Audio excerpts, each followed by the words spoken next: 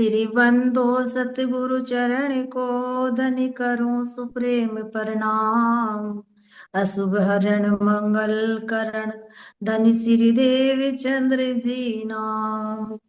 सिरि प्राणिनाथ निज मूल पति, सिरि मेहर राज शुभ नाम। तेज कुंवर श्री श्यामा युगल को, पल पल करूं प्रणाम। धनी जी को पल पल करूं प्रणाम। बोलो श्री सतगुरु महाराज की जय, धाम के धनी की जय। समस्त सुंदर साथ के चरणों में मेरा कोटि कोटि प्रेम प्रणाम जी। श्री श्री श्री श्री ग्रंथ रास किताब श्री श्री 3 बार आया है। ये 3 बार आया है ना, इसका भाव बताओ। चलिए सुनिए साहब जी, ये 3 बार क्यों आया? जी प्रणाम जी। जो ये श्री श्री आया है ना जी 3 बार, इसलिए आया कि क्योंकि जो परब्रह्म परमात्मा है, पूर्ण ब्रह्म, तो ये सारी चीजों से संपूर्ण संपदा से पूर्ण है। तो उनके अंदर चाहे तो चिद अंश हो या फिर सत अंश हो या फिर हो आनंद अंश, वे तीनों शक्तियों से परिपूर्ण है, इसलिए उन्हें श्री श्री के नाम से संबोधन किया गया। ठीक है जी। 4 किताबें जो पहले उतरी उनको क्यों रद्द किया? कौन सी नई आई, नाम बताओ।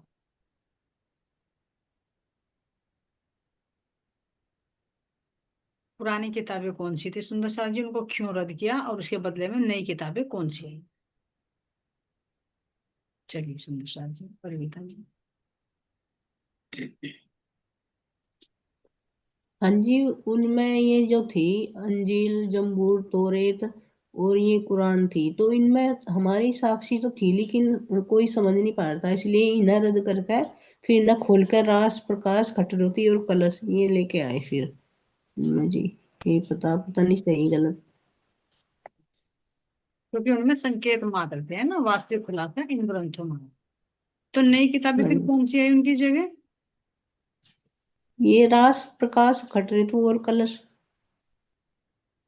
रास, प्रकाश, खटरेतु और कलश। कलश नहीं नहीं, सटरी तो नहीं, सटरी तो नहीं आएगी इसमें, और कुछ आएगा सोचो आप। और कलश गुजराती या क्या? हाँ हाँ, राज नहीं प्रकाश। जी, आपने नहीं मैं सुनी ना मीटिंग। छठ ऋतु के बाद क्या है? छठ ऋतु के बाद कौन सा ग्रंथ आता है? यही आवाज जी, कलश ही। रास, प्रकाश, कलश और उसके बाद सनंद। प्रकाश के बाद ही तो आवा खटरी तो। रास, प्रकाश, खटरी तो और कलश। तो खट ऋतु में तो विरह है ना, इंद्रावती जी विरह कर रही है ना अपने धनी के लिए। लेकिन जो वेद और कतिबों का जो खुलासा है वो कलश और सनन में, सनन में कतिब ग्रंथ का है ना, और कलश में हिंद अच्छा का है। तो इसलिए रास, प्रकाश, कलश और सनन। सनद, हाँ जी, खटरी तो नहीं आएगा इसमें। खट ऋतु में विरह है ना, वो तो आत्मा का विरह है, जी लेकिन जो शास्त्रों में हाँ साक्षी जी। दी थी उसकी वास्तविक खुलासा इन ग्रंथों में है। बिल्कुल ठीक बताया। जी प्रमोदपुरी हबसा का बातुनी व जाहिरा बताओ। प्रबोधपुरी हंस, उसका जाहिरा भी और बातूनी भी दोनों ही क्लियर करने सुंदर साथ जी। सुंदर साथ जी फटाफट फटाफट जवाब देने का प्रयास करें। हाँ जी, समय कम है, पर्सन ज्यादा है, और इसलिए सुंदर साथ पर जी रिक्वेस्ट है, हैंडल करें। जी प्रबोधपुरी तो है, जो हमें पता ही जी, हबसा है जिसको कहा गया है, जहाँ पे हमारा रास ग्रंथ की चौपाई उतरी हबसा में। और जो इसका बातूनी भेद है वो है ये कि जैसे ये जीव है और इंद्रियों के साथ बंधा हुआ, सूरता भी इसके साथ लगकर बंध की, तो ये बंधन में ही तो आ गया जी, ये बंध ही तो गया जीव। अब देखो भव बंधन में ही तो बंध जाएगा ना, सूरता तो इससे अलग है, चाहे भले ही वो लीन है, लेकिन सूरता नहीं बंधी हुई, सूरता इसके साथ जीव से बंधन इसलिए कह दिया क्योंकि वो जीव इंद्रियों से जुड़ गया और ये सूरता भी उसमें देखने में लीन होगी, तो उसे कह दिया कि जी भव बंधन में पड़ा होना, ये जीव ना हमारे स्तन के अंदर बंधा पड़ा, ये हबसा प्रबोधपुरी है। जो जीव है हमारे स्तन के अंदर बंधा हुआ है गुणों इंद्रियों के विकारों में फंस गए, तो ये बना जी हबसा प्रबोधपुरी, तो इसका नाम रखा गया जी बंधन में होने के कारण। लेकिन जब इसके अंदर प्रकाश आ जाता है ऊपर, यानी राज्य महाराज जी के ज्ञान का, तो ये प्रबोधपुरी से, यह हबसा से प्रबोधपुरी बन जावे। यानी हबसा क्या होगा, एक बंधन, जब इंद्रियों और जीव के साथ बंधा हुआ। और जब इस पर आ गया प्रकाश, तो जीव और इंद्रियों का इसको पता चल गया, जीव को सुरता के ज्ञान के कारण, तो इस ये बन जाएगा प्रबोधपुरी जी अंदर से। हमेशा यानी जैसे इंद्रियों की हवस होती है ना, तो वो कभी पूर्ण नहीं होती, तृप्त होता ही नहीं है, अतृप्ति बनी जी। रहती है। तो यही उसके लिए कारागार बन जी, जाता है ना, जिसमें जीव जन्म जन्मांतर यही फंसा है। कारण है। और जब प्रकाश आ जाता है तो जी, यही स्थान प्रबोधपुरी बन जाता है, यानी जिसमें हमारे यहाँ प्रबोधपुरी। पर जो अब कहाँ पर है, लौकिक में देखे तो कहाँ कहाँ पर है ये स्थान, कहाँ पर है ये? जी हाँ, जी अहमदाबाद में ही था ना जी, अब सब प्रबोधपुरी। और सोचिए, अहमदाबाद में ही है। स्थान है, क्योंकि अभी इन्होंने बातों नहीं पूछा, लौकिक भी बातों नहीं, तो आपने बता दिया। लौकिक में भी तो देखे कि कहाँ पर है, और फिर कुरान में कहाँ पर वर्णन किया गया। जी, ये कोई और सखी बोल देगी जी, थोड़ा चलिए याद चलिए, नहीं आ रहा। सुंदर साथ जी हैंड रेज कीजिए और बताइए।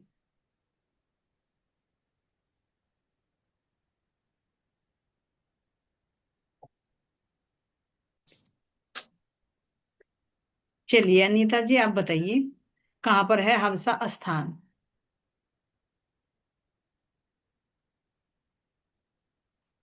तेल भाई जी आप अनम्यूट करिए।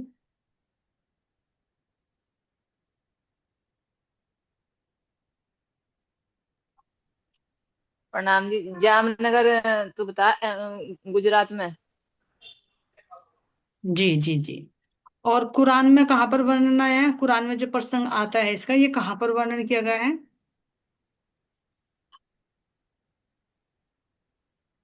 ये तो अरब में हुआ ना।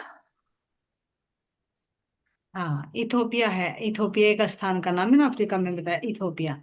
तो वहां पर भी वर्णन आता है कि हबसा का जो एक घटना घटित है कि ऐसे ऐसे हुआ, लेकिन वो वास्तविकता तो जामनगर में ही हुई श्री जी के साथ। जी। बिल्कुल ठीक बताया।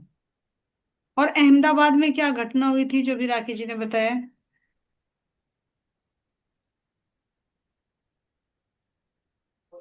अहमदाबाद में भी एक जेल का ही प्रसंग आता है, नजर बंद का ही। वो कौन सी घटना है? मतलब जब भी तो जी कला जी के यहाँ से नौकरी करे थे ना ये। जी जी जी जब कला जी के यहाँ नौकरी कर रहे थे, जब गए थे वे वहां से जेल में, अहमदाबाद। जी जी जी। हाँ, जब यहाँ पर नौकरी कर रहे थे। चलिए परवीता जी से और पूछते, परवीता जी आप क्लियर करिए। ठीक है, बहुत अच्छा ये कला लगा। जी के प्रश्न यहाँ से। जी जब का है जी, जब ये उनके जो कर हो वो नहीं कर चुका पाते, तो फिर मैं कहना कि न रख लो इतने दिन के लिए, जब तक मैं पैसे नहीं लेकर आता। श्री जी को वहां हाँ से कैद में छोड़ दिया मैं। जी जी, जो अहमदाबाद का सूबेदार था वो हमला करने वाला था ना जामनगर पर, कि भाई इतने पैसे जो हाँ जी। टैक्स हाँ जी, हाँ लेते थे जी। मुसलमान हिंदुओं से, तो वो टैक्स नहीं दे पा रहे थे, तो उन्होंने फिर वजीर का स्थान ग्रहण किया और फिर वहां पर गए वे। तो एक जिम्मेदारी ले ली कि भाई मैं इतने समय में पैसे दे दूंगा, लेकिन वो व्यवस्था नहीं हो पाई, तो उन्होंने उन्हीं को नजर कैद कर लिया।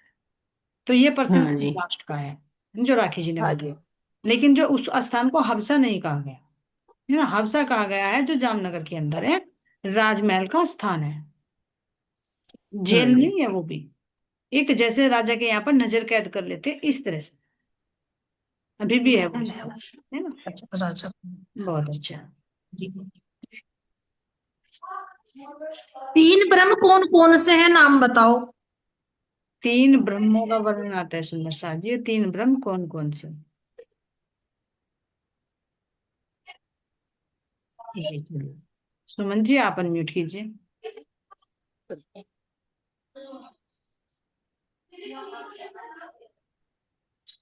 हाँ जी, प्रणाम जी। प्रणाम। ये एक तो ही है बताए जी, अक्षर ब्रह्म, और पर्ण ब्रह्म मतलब, और एक फिर ये पार ब्रह्म है ये हमारे राज्य। हम्म। जी जी। एक तीसरे, एक तो अक्षर ब्रह्म हो गए, एक जी, अक्षरातीत जिसको पूर्ण ब्रह्म बोला है, पूर्ण ब्रह्म परमात्मा। और तीसरे, तीसरे भूल रही जी ये। तीसरे अक्षर, के घर में ही तो बैठे हैं। क्षर ब्रह्म। अच्छा हाँ जी, क्षर क्षर ब्रह्म। पुरुष को क्षर ब्रह्म भी कहते हैं ना, 3 पुरुषों का जो वर्णन आता है। इनको भी हाँ कहते जी। हैं, है ना, बिल्कुल सही। जिनके घर में है, उन्हें भूल गए जी। क्योंकि ध्यान अपने वालों जी पे रहता है ना, हाँ जी। जी इसीलिए। चलो जी, ये भी अच्छा, भूलना ही ठीक है जी। यहाँ वाले को रह रहे भले ही यहाँ पे भूल जाता, अच्छी बात है। सही कह रही है, अपना घर याद आ जाए। जी हाँ जी। आनंद योग माया किसको कहा है, वहां पर होने वाली लीला क्या है? आनंद योग माया, और आनंद योग माया में लीला कौन सी हुई? नशा जी, जल्दी जल्दी कवर कीजिए। जी, आनंद योग माया ना, इनकी जो केवल ब्रह्म है ना, केवल ब्रह्म जो अक्षर ब्रह्म के सत्य स्वरूप है, उनकी जो केवल ब्रह्म बुद्धि है, और केवल ब्रह्म की जो योग माया है, आनंद योग माया, तो वे है आनंद योग माया, जिनकी योग माया योग माया है, जो उन्होंने जो पूरा ब्रह्मांड बनाया, जो वृंदावन ब्रह्मात्माओं के लिए राज्य के हुक्म से, जहाँ पे हमने सबने रास लीला रमन करी थी, तो वो है आनंद योग माया। जी, वहीं पर हमारी रासलीला हमने की थी। जी ठीक है जी। जी जी। हमारा शास्त्र कौन सा है? हमारी पद्धति में हमारा शास्त्र कौन सा, श्री जी ने जो परिचय कराया था वो कौन सा है, परविता जी? श्रीमद् भागवत है जी। हम्म। सही भी। चलिए, बहुत अच्छा। ब्रज की लीला कितने अध्याय में है, कितने में रास का वर्णन है? अब भागवत गीता में चलिए, सुंदर साथ जी। जी 30 अध्याय में तो ब्रज का वर्णन है और 5 अध्याय में रास का। जी जी, बहुत अच्छा। जो जी श्रीमद् भागवत है उसके 35 अध्याय हैं, तो वो हाँ कौन जी सा स्कंद है? भागवत का स्कंद कौन सा है वो? 10वां। दसवा जी। बहुत दसवा। अच्छा, केल भाई जी। 12वें स्कंद है, मतलब 12वें स्कंद में भी फिर 90 अध्याय है। 10 मतलब 10वें स्कंद है, 10वें स्कंद में भी 90 अध्याय है। 90 अध्याय में भी 35 अध्याय में है यूं ब्रज का रास का। और ब्रज का तो है 30 में, और 5 अध्याय में है रास का। बहुत अच्छा है ना, केल भाई जी ने बहुत अच्छा कवर कर जी दिया है ना। 12 स्कंद है, लेकिन उसमें 10वें स्कंद में हमारी ब्रजराज की लीला का वर्णन है, क्योंकि सुखदेव मुनि जी के माध्यम से हमारा संकेत लेकर आए ना, तो इसलिए। जी जी बहुत अच्छा। जी। सुखदेव मुनि ने जो हमारी रास की लीला का वर्णन किया ना, तो कौन सी का किया, और ये कहाँ पे अखंड है?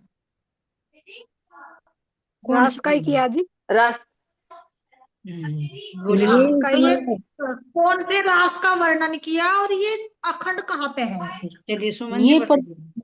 प्रतिबिंब रास का वर्णन किया है, जो इसमें यहाँ पे है व्याकृत के महाकरण में। अव्याकृत के महाकारण में, है ना। हाँ जी इसको बोलते हैं प्रतिबिंब लीला, जिसका वर्णन सुखदेव मुनि जी ने भागवत में किया है। हाँ। जी। इस असल इस का क्यों ग्रंथ नहीं का कर नाम पाए? रास ग्रंथ क्यों पड़ा, असल बातूनी में रास क्या है? असल का क्यों नहीं कर पाए वे? क्योंकि क्यों? क्योंकि उनका मतलब ध्यान टूट गया था ना। वे बोल पड़े थे जिन्होंने सुना रहे थे। परीक्षित। उनका नाम भूल गई मैं। परीक्षित, राजा राजा परीक्षित। राजा परीक्षित। उन्होंने प्रश्न पूछ लिया था, तो उनका हाँ, ध्यान टूट गया, उनकी जो उसकी शक्ति चली गई, तो फिर वे कर नहीं पाए। वो कर नहीं पाए, बिल्कुल, क्योंकि हुक्म ही इतना था धनी का, है ना। जी तो उम्मीद कारण बनता है कुछ ना कुछ, क्योंकि असल का वर्णन तो जिन्होंने खेला वे ही कर सकते हैं ना। तो सुखदेव मुनि जी भले ही जी अक्षुभन की पंचवासनाओं में है, लेकिन असल रास तो उन्होंने नहीं खेले ना। तो हम्म। उस रास का वर्णन तो केवल राज्य ही कर सकते हैं, और अपनी आत्मा के माध्यम से वो करा सकते हैं, क्योंकि खेलने वाले कौन है? धामधनी और उनकी आत्मा। और जी। रास का, इस क्योंकि ग्रंथ इसमें रस है, क्योंकि इसमें रस है, इसलिए इसका नाम रास पड़ा। इसमें जी जो कृष्ण रास की कृष्ण लीला की है, रस लीला की लीला है है ना, ना। तो इसलिए रस की हाँ लीला जी। है, तो इसलिए रास पड़ा इसका नाम। हाँ, क्योंकि ठीक है, परमात्मा ही, इसका नाम तो रास। परमात्मा जो है ना वो रस रूप है, और उनके लीलाओं में भी वो रस ही है। तो जो उनके प्रेम का विलास है, जो उनकी लीलाएं हैं, वो रस रूप है, इसीलिए रास। जी। यहाँ पर हम कैसे रस लेते हैं, भाव बताओ? अब ये तो रस हो गया अखंड, ये तो हो गया परमात्मा का रस। अब ये जीव जो लेता है, ये कौन से रस को लेता है और किसके माध्यम से लेता है? रस तो इसमें भी है। चलिए हरियल सेकंड। हाँ जी। ये जीव तो ना जी, अगर इसके अंदर प्रकाश है ज्ञान का, तो रस लेगा ये ज्ञान का। अगर जागृति है, अगर जागृति इसके अंदर नहीं है, चाहे भले इसने ज्ञान भी सुन लिया हो कितना भी, लेकिन जब तक इसके आचरण में जागृति नहीं है ना, तो जियो इन इंद्रियों का ही रस लेगा, जितना ये बाह्य इंद्रियां हैं।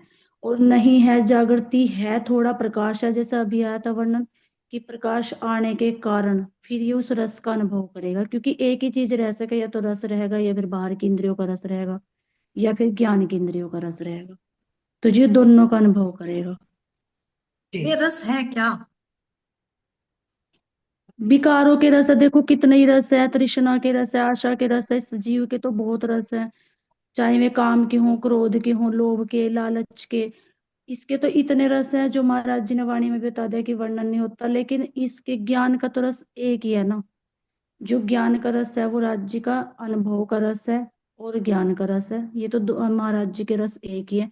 और इसके तो अनंत है जी, जो गिने भी नहीं जाते। दिन प्रतिदिन पूरा दिन लेता रहे, ये खाने का भी रस है, पीने का भी रस है, इंद्रियों से बातों में भी कितने रस ले रहा है। देखो जी, निंदा जी के रस है, कानों से श्रवण कितनी शक्ति इसकी, जैसे महाराज जी के श्रवण शक्ति बताई कितनी तीव्र है, तुम्हारे इस अंग की भी शक्ति बहुत तीव्र है, ये इतना रस लेने के अंदर है। तो इसके जी हर इंद्री से ले रहा चाहिए। बिल्कुल सही। प्रणाम जी। जी। प्रणाम जी सुंदर साथ जी। अभी पांच अभी आई प्रकरण जो मैं। माया से संबंधित है वे कहाँ पर उतरे?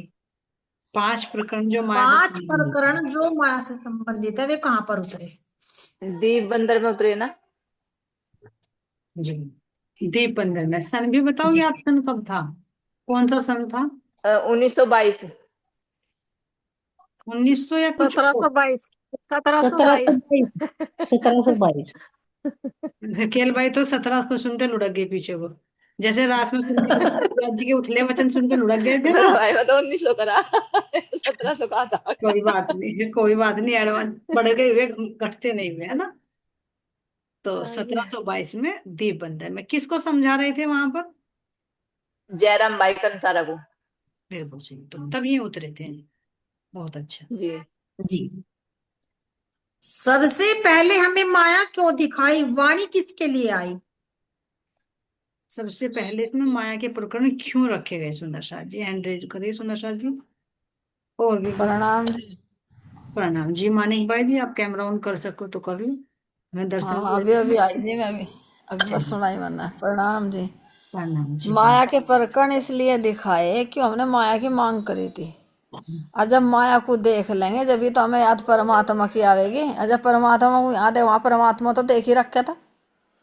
परमात्मा को देख के तो आए ही थे। अब दुख में ही तो याद आवेगा। अब माया देख के खाए तो बहुत अच्छी है, जब इसे लगा खाए तो भाई इसका तो हर सुख दुख में ले जाएगा। कितना सुख है इसका दिख रहा है, तो अब जा देख ली अच्छी ढाल सब ढाल। तो अब इसे देख के नु कह रहे माया से हाथ जोड़ ले मालिक। हाँ तोबा तोबा, तो हमें अपने वही दिखा जहाँ से हम थे। तो पहले माया इसलिए दिखाई कि हमने माया की मांग करी थी। जी बिल्कुल सही। इतनी मांग की राज्य ने मानिक भाई पे, इतनी मेहर करी कि चल तेरा नाम भी माया रख दूं, ताकि परमधाम में पहुंच हाँ के नाम भी याद माया ही ना रख करते दिया। रहे। सही सही कह रही। मैं छोटी सी ना सोचा करूँ थी। कई लोंडी देखी थी मैंने जिनका नाम माया था, मैं बहुत दुखी थी। मैंने कहा इनका नाम माया रख दिया यार, मेरा भी नाम कहीं मैं भी दुख ना भरूं। मैं छोटी सी थी जब। अरे बड़ी बड़ी हो रही थी बेचारी, मैं दुखी रह गई थी। मैं कहा ये दुखी क्यों? इनका नाम भी माया। उनका माया तो वैसे ही मंग है दुनिया में। नू नहीं पता था माया तेरा वाणी भी नाम किसके तेरे में भी लिए, ऐसे ऐसे आऊंगा। बिल्कुल सही। वाणी प्रणाम। किसके लिए आई? वाणी वाणी किसके लिए? हमारे लिए आए। ब्रह्म सृष्टि हमारे के लिए। लिए। मानिक भाई के लिए वाणी सुनसी आई है, माया के सबसे। लिए नहीं, है ना। बिल्कुल सही। अच्छा। जी, हमारे लिए तो मेन आई, लेकिन संसार वाले भी अगर सुन के इस पे अपनी चलनी बना लेंगे तो ये एक का जीव भी यही बहेगा। कहा ना कि आई तो सबके नहीं, आई तो ब्रह्मात्माओं के लिए, लेकिन ना खास ब्रह्म सृष्टि के लिए आई, पर सुनेगा सब जहान जी। कहूंगी हाँ इनसे सब ऐसे ही जान। तो अखंड होने सारी दुनिया। जी बिल्कुल सही। जी। भव सागर रूपी वन क्या है, जाहिरा में बात तो नहीं बताओ। भव सागर क्या है और भव सागर रूपी वन क्या है?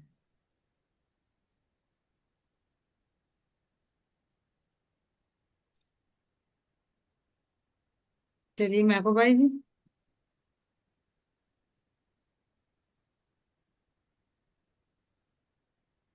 हाँ जी, प्रणाम जी। हाँ जी, पहले तो जो वाणी आई ब्रह्मात्माओं के लिए सही है, पहले थोड़ा सा प्रश्न है। और मारे किसके लिए? जो हमारे ऊपर सूरता बैठी जीव के। तो ये जीव जब वाणी सुनेगा, सारा दिन वाणी सुनेगा राज्य की, तो सबसे बड़ा तो फायदा से जीव को हुआ। हमारा जो जीव जो और भी है हमारे पास, अगर पानी का रस ये भी हो पिएंगे, अगर कोरा जीव भी है, तो यो भी पानी जैसे एक कोरा घड़ा नहीं होता, अगर उसे पिलाते रहो, कहीं ना कहीं कभी ना कभी उसके अंदर एक बूंद जरूर जाएगी, उसके अंदर वो जरूर सोचेगा सब बाणी। तो हमारी बाणी एक ऐसी बाणी है जो कहानी सर और अक्षर से भी पर है, जो सबको मुक्ति का द्वार है। अगर इसकी तरह कोई आ गया, इस प्रकाश की तरह कोई आ गया ना सुंदर साथ जी, तो सबको मुक्ति देने वाली है हमारी वाणी। हमारी वाणी कोई जब भी तो कहा साक्षात राज्य का स्वरूप है। जी प्रणाम जी सुंदर। जी पंडित जी। हाँ जी, प्रेम सके जी दोबारा दोहराइयो 1 मिनट। जी, भव सागर रूपी वन क्या है? जाहिरा में बात नहीं बताओ। ये तो जो बहुसागर है, ये तो है जो हमारे अंदर भी है, पहले तो हमारे अंदर ही है ये विकार होगा सुंदर साथ जी।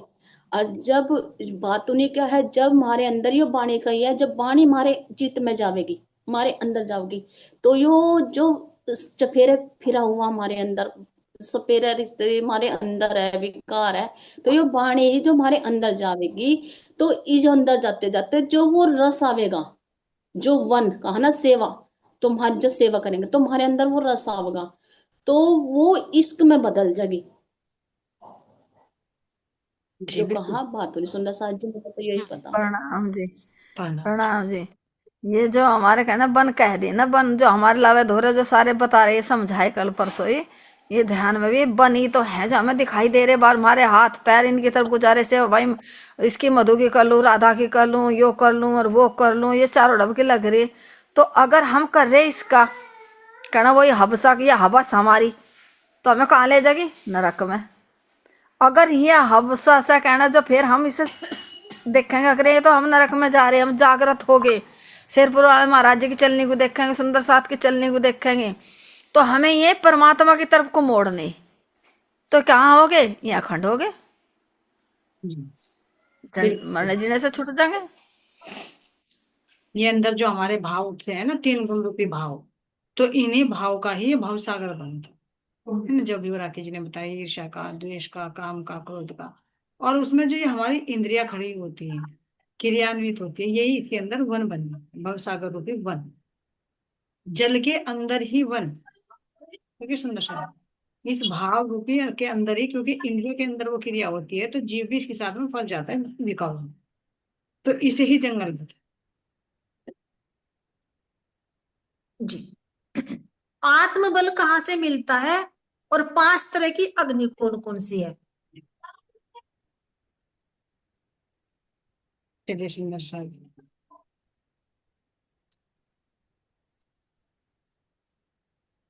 बताइए परिता जी, आप बोलो। हाँ जी जी, आत्मबल तो हमें हमारी वाणी से ही मिला है, सुनना तो है नहीं मैंने। नहीं नहीं और नहीं, जो बिल्कुल सही है अग्नि है, जी, बिल्कुल सही ये बताया। तो काम क्रोध लोभ मोह की अग्नि है जी, और कौन सी अग्नि होगी? हाँ, ये भी बिल्कुल काम क्रोध लोभ मोह की अग्नि है। हाँ जी, 5 तरह के काम, क्रोध, मोह, लोभ, ईर्षा, ये सारी अग्नि नहीं है। ये विकारों की अग्नि आ जाएगी बिल्कुल। लेकिन मानी प्रेम सखी जी कुछ और भी पूछ रही है, बाहर में जो अलग अलग अग्नि का वर्णन किया गया है, कि जैसे इसमें दावानल अग्नि जी वर्णन किया है, तो ऐसी और हाँ जी, अग्नि। एक तो हाँ, दावानल अग्नि है, एक हमारे शरीर में भी है जठल अग्नि है। जट, हाँ जी, जठ ऐसी अग्नि, ऐसी है। जठल नहीं, वो 5 जठर अग्नि है, हवन, जठर अग्नि। एक हवन वाली अग्नि भी तो हुआ जी। हाँ हाँ, 5 5 अग्नियों का वर्णन कल ही हुआ था ना, वे नाम 5 बताने। अग्नि तो जी। एक जिसमें जी बोलो, सब कुछ सुहा करे जी, एक वो वाली अग्नि होवे। जोर से बोलो, आपकी आवाज नहीं आ रही। आ नहीं रही जी, मैं तो जी कम आ तेज रही। ही बोल रही थी। हाँ, आप बोलो। हाँ जी, मैं ये कह रही जी, एक तो ये होगी जी, ये जिसमें सब कुछ मतलब आहुति देवे, एक तो ये वाली हवन वाली अग्नि होगी। जिसको आह्वानी अग्नि बोलते हैं। बिल्कुल सही। हाँ जी। और एक ये वाली अग्नि होगी जी, जैसे चिता वगैरह भी जले जी, ये भी तो अग्नि ही हुआ है। हम्म। हाँ। जिसमें भोजन बनता है वो लगा लीजिए, एक ग्रहापत्य अग्नि। भोजन बना जी, एक वो होगी जी। और तीसरी जठर अग्नि, जो भोजन पचाती है। हाँ जी। चौथा, चौथी अग्नि बड़वान अग्नि। जैसे ये मेलकोनो वगैरह क्रो- होती है, कलम की फटती है ना, ये भी तो होती है। चलो। क्रोध की भी तो अग्नि होगी जी। ये तो हाँ अंदर की जी, होगी, बाहर में पर अंदर गीता जी, होगी ना बात अंदर में की, तो इनका अंदर की तो पांच होगी का ना, कल बाहर की वर्णन देखो। आया था, वो बतानी। कल आया था ना पांच का वर्णन, वो वाली बतानी। वैसे तो बहुत अग्नि है। और पांचवी कौन सी होगी सुंदर सा जी, जिसका वर्णन वाणी में है, दावानल अग्नि। हाँ है ना? जी। ये तो जी सबसे एक बड़ी बार अग्नि है। कौन सुंदर सा हाँ जो रिपीट लग, करेगा। हाँ जी, दावा लगनी हो तो जो जड़ जैसे बनों में लग जा, बुझती नहीं, हाँ यही जी, तो है हाँ ना। जी। हाँ जी, ये हो जाएगी हाँ, दावानल अग्नि। बुझाने से भी नहीं बुझती। जी, एक तो होगी जी दावानल, आवाज दावानल अग्नि, अग्नि की उपमा ही क्यों दी महाराज जी ने? दावानल क्योंकि ये की सबसे ज्यादा श्रेष्ठ है जी। दावानल अग्नि ऐसी है जी, और अग्नि तो बुझाई भी जा सके, ये अग्नि बुझानी बहुत मुश्किल है जी, ये अंदर जला है जी जीव के। नहीं नहीं, तुम ज्वालामुखी की अग्नि को थोड़े ना बुझा पाओगे, नहीं बुझेगी वो तो निकलती रहती है, हम्म। निकलती रहती है।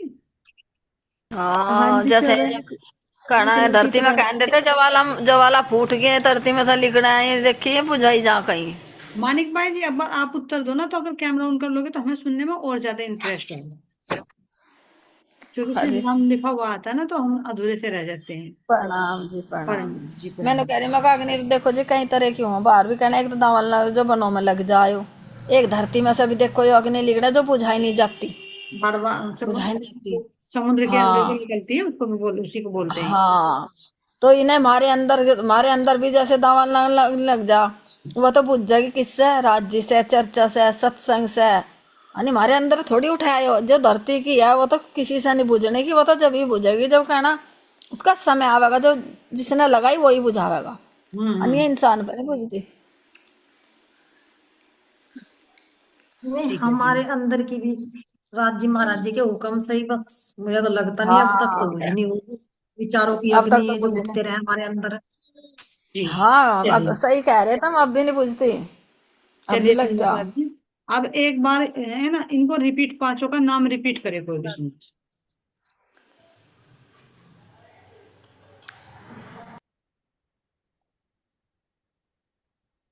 चलिए प्रेम से कीजिए, आप ही रिपीट कर दीजिए। जी एक तो है ग्रापात्य अग्नि जी। हम्म। और एक जी ये है मतलब जिससे जी सब जलाया जावे। और जी एक जो जिससे हवन होवे जी, ये इसमें आहुति दी जा। आह्वानी अग्नि बोलते हैं, कुछ आवाहन। अपनी हाँ जोत जी जलाते आवानी। हैं या हवन वगैरह करते हैं, ये जो भी सात्विक कार्य होते हैं। जी जी जी। और जी एक है जी वो जो ज्वालामुखी फटा है जी, वो मेरे नाम नहीं बड़वा, याद बड़वा, समझ आया जी, क्या नाम बड़वामल होगा जी? अग्नि, बड़वाग्नि उसको बोलते हैं, बड़वाग्नि। जी जी जी, तो ना, और हो एक गए जी हमारे पांच। पेट, एक हमारे पेट के अंदर है हाँ जी, एक जठराग्नि। जठराग्नि जो हमारे जठर भोजन को अग्नि। पचावे और जी। एक वन में लगने वाली दावानल अग्नि, है ना। दावानल अग्नि, तो हाँ जी। दावानल अग्नि जी का ही उपमा क्यों दी सुंदर साथ जी, और सुंदर साथ बताए, एक बार उसको क्लियर करें। किसी और का भी तो वर्णन कर सकते, दावानल अग्नि का ही क्यों वर्णन किया, इसका क्या रीजन? मैं बोलूँ जी थोड़ा सा। हाँ जी, बोल दीजिए। जी, जैसे ना दावानल अग्नि होना जी, जैसे वन में लगे है जो अग्नि, ये एक पत्ते से दूसरे पत्ते को जलाती रहे जी, यानी नहीं, बढ़ती चली प्रकट, जाओ, हाँ, बढ़ती चली प्रकट जाओ। भी होती है, एक पत्ते से दूसरे पत्ते से प्रकट होती है। प्रगट भी होवे जी, और ऐसे ही जी दावानल अग्नि का वर्णन महाराज जी ने दिया, क्योंकि ये जीव के अंदर जले है ना जब ये इंद्रियों में जी, तो एक से दूसरी इंद्रियों को जलाती रहे जी, अंदर ही अंदर, अंदर अंतःकरणों को भी, इंद्रियों को भी, हाँ, तो इसलिए ये दिया अभी होगा बताया जी। ना, वन बताया ना, इंद्रिय रूपी वन हो गए ना अब। तो इन हाँ इंद्रियों जी। के संघर्षण से, एक दूसरे के विचारों से अंदर से ही अग्नि प्रकट होती है। जैसे जी। पत्तों की रगड़ से अग्नि प्रकट होती है और सारे जंगल को जला डालती है, इसी तरह से हमारे इंद्रिय रूपी जो वन है ना, ये इन वनों के एक दूसरे के संघर्ष से ही, घर्षण से ही क्या होती है, ये विकारों की अग्नि ज्वाला प्रकट होती है। और ये हाँ सब जी, हाँ जी। सब और कुछ एक हमारा जो